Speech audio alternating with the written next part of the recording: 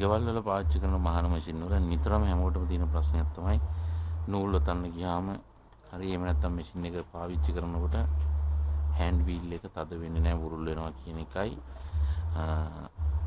නූල් ඔතන්න බොබින් එක ඔතා ගන්න හෑන්ඩ් වීල් එක බුරුල් කරපුවාම බුරුල් වෙන්නේ නැහැ. එක්ක තද කරාට පස්සේ ආයේ මහන්න බෑ. රෝදේ නිකන් කරකිනවා මැෂින් එක කරකෙන්නේ නැහැ කියලා. එතකොට ඒක හරි ලේසියෙන් අපිට බලා ගන්න පුළුවන්. මේ නූල් ඔතනකොට බුරුල් කරන එකයි මහනකොට තද කරන එකයි වෙන්නේ මෙන්න මේ වොෂර් එකකින්. මේ වොෂර් එකේ අපිට බලන්න පුළුවන් එක පැත්තක් තියෙනවා. එක පැත්තක මේ කට්ට දෙකක් ඇතුලේ කට්ට දෙකක් ඇතුලට තියෙනවා. ඊට අමතරව පිටින් කට්ට තුනක් තියෙනවා.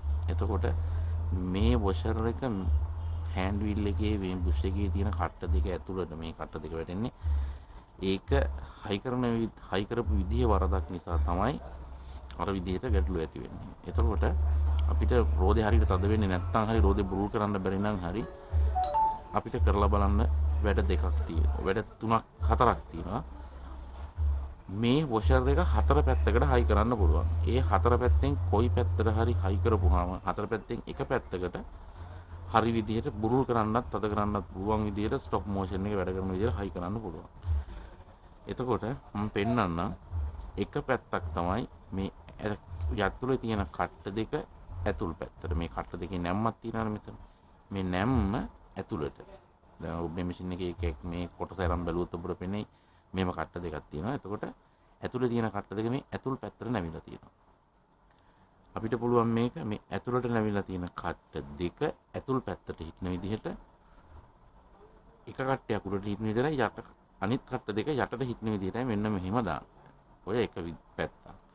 ඊට පස්සේ අපිට පුළුවන් මේකම මේ විදිහට ඇතුළේ තියෙන කට්ට දෙක මේ ඇතුල් කට්ට දෙකේ නැම්ම ඇතුළට හිටින විදිහටම අපිට පුළුවන් මේක කට්ට දෙක පිටත කට්ට දෙක උඩට හිටින විදිහට දාන්න. එතකොට පැති දෙකයි. ඊට පස්සේ අපිට ආයෙ පුළුවන් මේ නැම්ම තියෙන ඇතුලේ කට්ට දෙක පිටපැත්තට හිටින විදිහට වටේ තියෙන කට්ට දෙක උඩ පැත්තට හිටින විදිහට දාන්න. ඊට පස්සේ ආයෙ පුළුවන් අපිට මේ ඇතුලේ තියෙන කට්ට දෙක ඇතුලේ එළියට නැමිලා ඇතුලේ තියෙන කට්ට දෙක එළියට නැමිලා තියෙන විදිහට එක කට්ටයක් උඩට හිටින විදිහට දාන්න. ඔය පැති හතරෙන් එක පැත්තකට දැම්මාම හරියට ස්ටොප් මෝෂන් එක වැඩ කරනවා. මාරු කර හතර පැත්ත දාලා බලන්න. ඒ කියන්නේ එක පැත්තක් කට්ට දෙක ඇතුලේ කට්ට දෙක පිටට හිටින විදිහට එක පිටත කට්ට වලින් එකක් උඩට හිටින විදිහට. ඊට පස්සේ මේක මේ පැත්ත හරවලා ඇතුලේ කට්ට දෙක පිටට හිටින විදිහට කට්ට දෙකක් උඩට හිටින විදිහට. ඒක බලන්නේ මේ බුෂ් එකේ තියෙන කට්ට දෙකත් එක්ක. එහෙම නැත්නම් මේක අනිත් පැත්ත හරවලා ඇතුලේ තියෙන කට්ට දෙක ඇතුල් පැත්තට කට්ට දෙකක් උඩට හෝ ඇතුලේ තියෙන කට්ට දෙක ඇතුල් පැත්තට හිටින විදිහට නැම්ම ඇතුලට ඉන්න විදිහට එක කට්ටයක් උඩට. අපි දැන් මේකේ ඔන්න බලන්න මම මේක මේ විදිහට දානවා. මේකේ හරියන්නේ ගොඩාක් දුරට බොහෝ දුරට මැෂින් වල හරියන්නේ මේ කට්ට දෙක පිටත පැත්තට තියලා සවි කරාම තමයි එක්කෝ එක කට්ටයක් උඩට හෝ කට්ට දෙක උඩට කොයි පැත්තට හරි වෙයි. බොහෝ දුරට වෙන්නේ මේ කට්ට දෙක ඇතුළත නැම්ම තියෙන කට්ට දෙකේ නැම්ම පිටපැත්තට තිබ්බම තමයි බොහෝ ඒවා වැඩේ හරියට වෙන්නේ. ඒ විදිහට දාලා බැලුවා. දාලා බලලා හෑන්ඩ් වීල් එක හරියට තද කරා. ස්ලෝ මෝෂන් නැණේ ගත්තා. ස්ලෝ මෝෂන් නැණේ දැම්මා. ඒක හරියට තද කරා. ඊට පස්සේ අපි වම් අතින් රෝදේ අල්ලලා දකුණු අතින් බුරුල් කරපුවාම බුරුල් වෙනවා. බුරුල්ලා කියලා නම තියෙනවා. එතකොට හෑන්ඩ් වීල් එක විතරක් වැඩ කරනවා. ස්ටොප් මෝෂන් එක බුරුල් වෙලා තියෙනවා. ඒ වගේම හෑන්ඩ් වීල් එක වම් අතින් අල්ලලා දකුණු අතින් රෝදේ තද කරපුවාම බුරුල් වෙන්නේ නැතුව කැරකෙන්නත් ඕනේ. ඒ විදිහට තියෙනවා නම් එහෙම දාලා බලලා හරි ගියේ නැත්නම් ඒ පැත්ත හරියන්නේ නැත්නම් ආයේ මේක ගැලෙව්වා.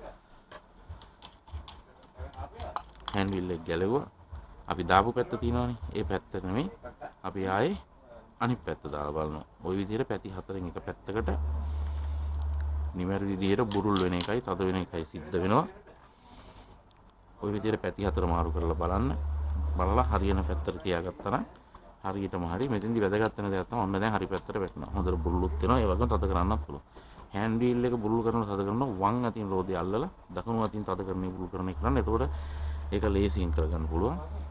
හරි එහෙමනම් ඒ විදිහට කරලා බලන්න channel එක subscribe කරන්න ඒ කරලා ඕපන් වෙන bell icon එක click කරන්න එතකොට අලුතෙන් වීඩියෝයක් දැම්මම ඔයගොල්ලන්ට ඒක බලන්න පුළුවන් ඉක්මනින්ම